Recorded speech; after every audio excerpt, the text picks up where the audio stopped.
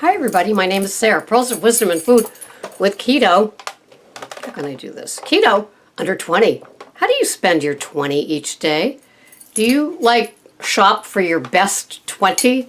Or are you surprised at how some of the things that you eat contain a carb or two that you never ever suspected? Like for me, gum.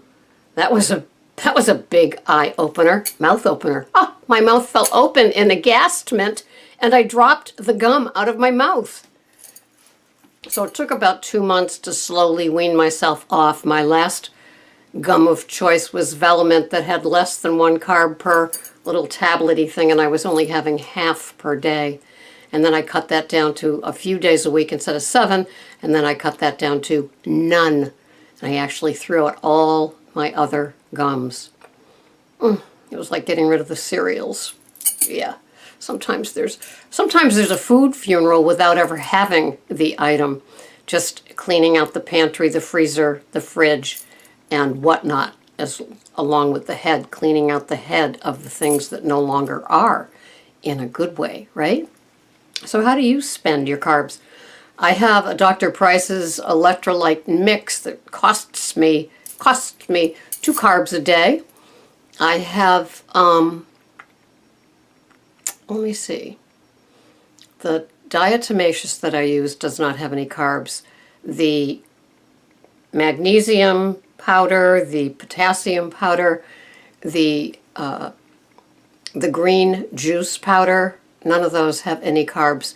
But sometimes I'm surprised, like sausages, any processed type of meat sometimes has carbs in them, so you have to look at them and count them. And yeah, so sometimes I have to spend my carbs more judiciously than I thought. Of course, I was speaking of aghast when I had the chronometer and I figured out how many carbs are in a Brussels sprout. It's like astounding. And so I portion out my 8 Brussels sprouts on Saturday night with my steak. Yes, that's what I do. As far as an accompaniment, I will have sometimes sauteed Swiss chard in bacon fat. I will have organic green beans sauteed in the bacon fat too, or roasted in the bacon fat, which I will do today. Yeah, I love broccoli, but I never think to buy it. I don't know. And I was having spinach a few times a week, and then that kind of fell off. I always have my big salad every day. Sometimes it's for lunch, sometimes it's for dinner, depending upon the meal. Tonight it will accompany a pork chop that I will saute in coconut oil. And that always works for me. I haven't figured out what I'm having for my first meal of the day. I have a few ounces left of the grilled swordfish. I have a couple of ounces left of the porterhouse steak and some green beans that were roasted along with that. So maybe that's screaming out to be my lunch, my first meal of the day. I don't know. But when it comes to spending my carbs, if it's not a sausage or the Dr. Price's or a cream cheese, it's always veggies. I am not seeking out any net carb type of wrap, roll, bread, anything like that. I don't play. And I want to be very, very careful. I was listening to a podcast today on my walk that reinforced that the object of this whole keto and intermittent fasting and all the other things is to not spike the insulin. And so sometimes I have to come all the way back to that. I'm so focused on the carbs that I get lost in spiking the insulin, which absolutely everything does. And in full disclosure, I have a great big coffee at 3 in the morning that has a tablespoon of butter or coconut oil in it and 1 tablespoon of heavy whipping cream. And so for some people that means I'm not intermittent fasting, which I think that I am for those 20 hours before my window comes up at like 11 or noon. But for other people like Dr. Fung, he says it's perfectly okay to have a fatty coffee in the middle of the fast because the fat doesn't affect the insulin, although another doctor says it does. I don't know. All I know is that I'm having my version of a modified bulletproof coffee at 3 in the morning, and my first meal of the day is 8 or 9 hours later. And so I'm awake for those 8 or 9 hours. So to me, that gives me plenty of chance. I have my 2.6 walk, and so I have plenty of chances to burn off any food that's left in my gut. And so I guess the further on the keto path that I go, the more I want my gut biome to be happy and healthy. And so I feed it the good things, hence that coconut yogurt that I made with the probiotics in it, and let it ferment for 48 hours before refrigerating it. And I like it, and I will do it again. I do find, however, that I am going to put the can in the fridge and drain off any of the liquid because it's a little too runny. I wanted it more of the Greek yogurt consistency, so I'll do that.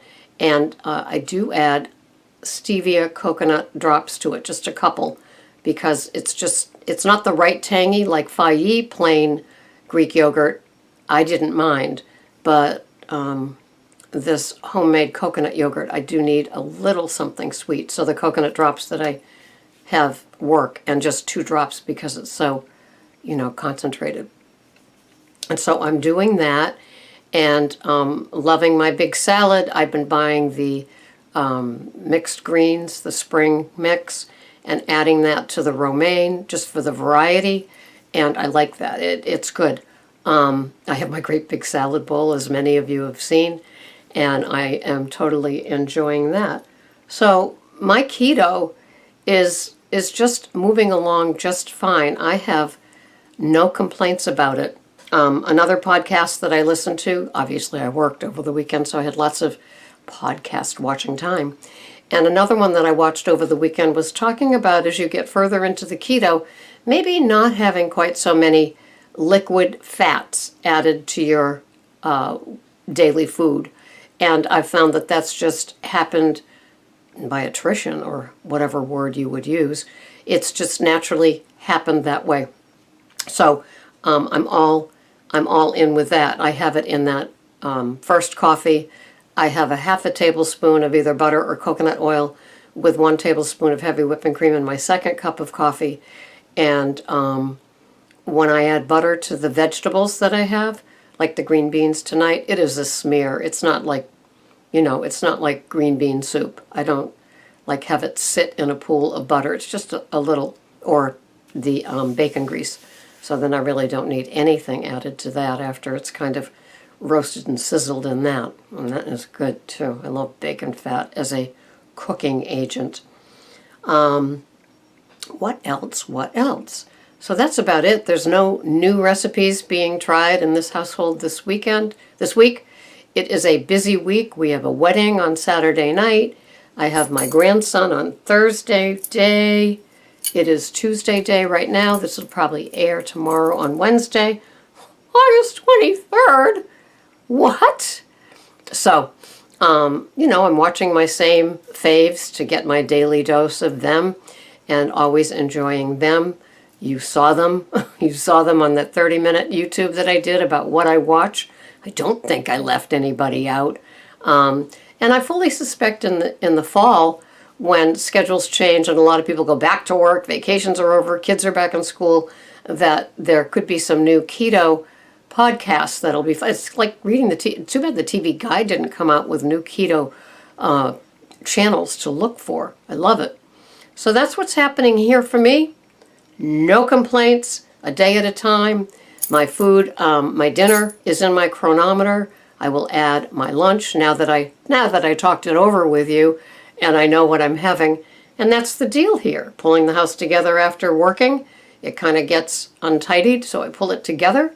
And that's it from here. This has been Sarah, Pearls of Wisdom and Food, living that keto lifestyle, loving it, tracking, measuring, weighing, loving it all, loving my peeps, my pickles, my subscribers, my subbies, and all the comments. You educate me every day in ways that you'll never know, and make me appreciate you in ways you'll never know.